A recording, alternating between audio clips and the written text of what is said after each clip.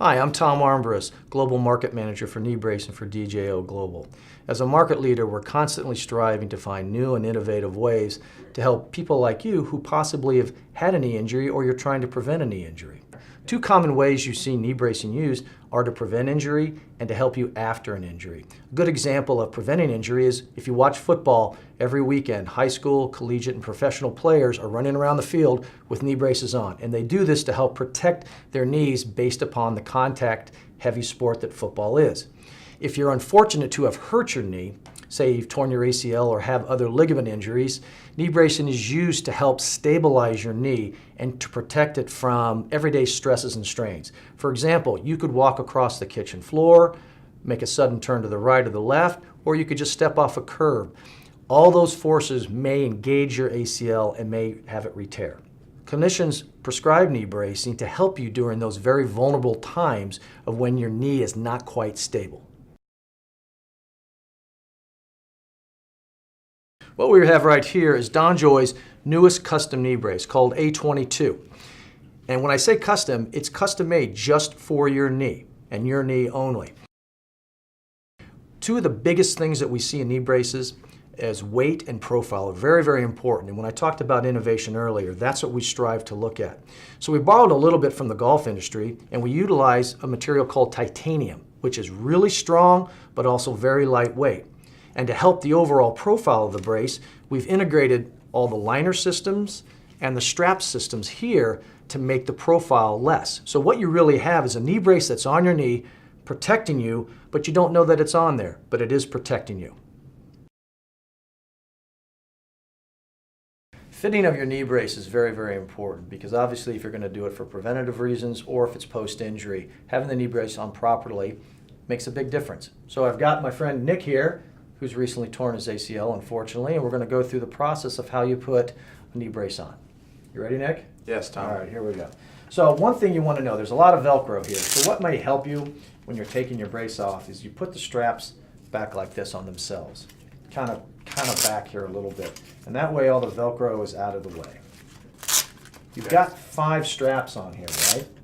So one thing to know while I'm doing this is that each strap is numbered. And there's a reason for that because that helps the overall fit of the brace on your leg and helps the technologies that involved with the frame. So what you'll need to do is to step through the brace just like this. Now as you notice, I've got Nick sitting down, which is real important. It's hard to put a knee brace on when you're standing up, so I prefer to have you sitting down, have your leg bent at about a 30-degree angle. And if you can see here, you've got the hinges that are just above your condyle or your kneecap here, and they're a little bit posterior. You get that placed properly, you have your cuff right here. Now what you have is a frame. You have an anterior cuff here and a posterior cuff. That's called the 4 points of leverage, and this whole strapping system is designed to reduce strain on your ACL, and it keeps this part of your leg called the tibia from moving forward. And that's what reduces the strain, and that's what helps protect the ligament. So we're going to go ahead and go through the strapping sequence. What you'll notice on the strap is right here, there's a number. So we don't expect you to memorize them, but the numbers are right here. So now you know the first strap is the lowest strap on the brace. Put it through here, pull it tight. You don't have to pull it super tight at the beginning. You just want to get it positioned here. So that's number 1. Number 2 is your posterior thigh strap here. And again, it also has a number on it as well. Pull it through the ring. You cinch it up, comfortable, but you don't have to over tighten it at the beginning, and you do that. The number 3 strap, and you can see, I'll get back to the hinges here, they're a little bit posterior, and that's fine, okay? The number 3 strap is just right below the number 2 strap. Put that through, and that fits all right so far? Good. Okay. You bring that there.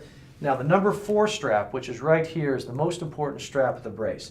This is what puts the force on your tibia to keep it from moving forward, and that's really the critical part about protecting your ACL, whether it's been injured or you're trying to prevent injury.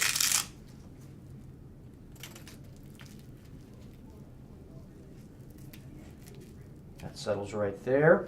And then your number 5 strap is right behind your calf.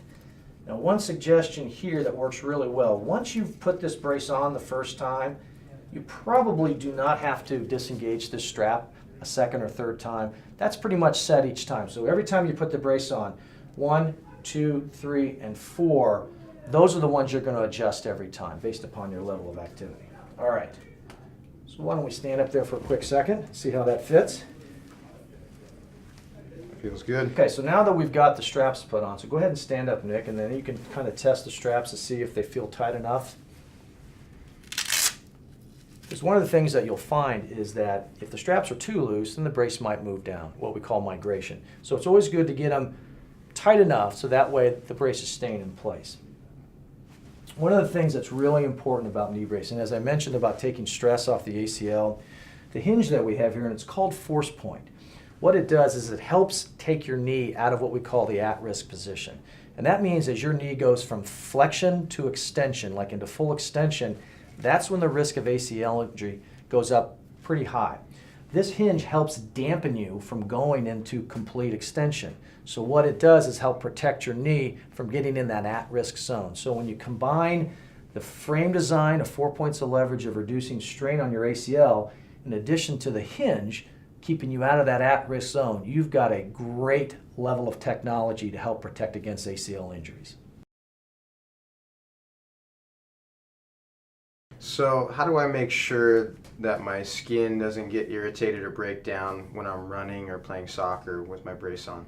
Great question. In a lot of cases when people are coming back from ACL surgery or any other knee injury, they're really amped to get back and doing a lot of activities. So they're going to wear the brace all the time.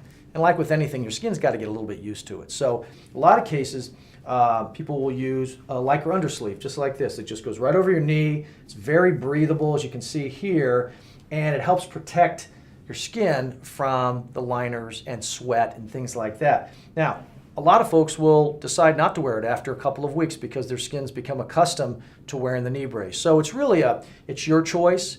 Thank you very much for your time today. You are wearing the most trusted brand in knee bracing out there. We are extremely excited about A22, and I know you're anxious to get back to your level of activities. Thank you again for your time.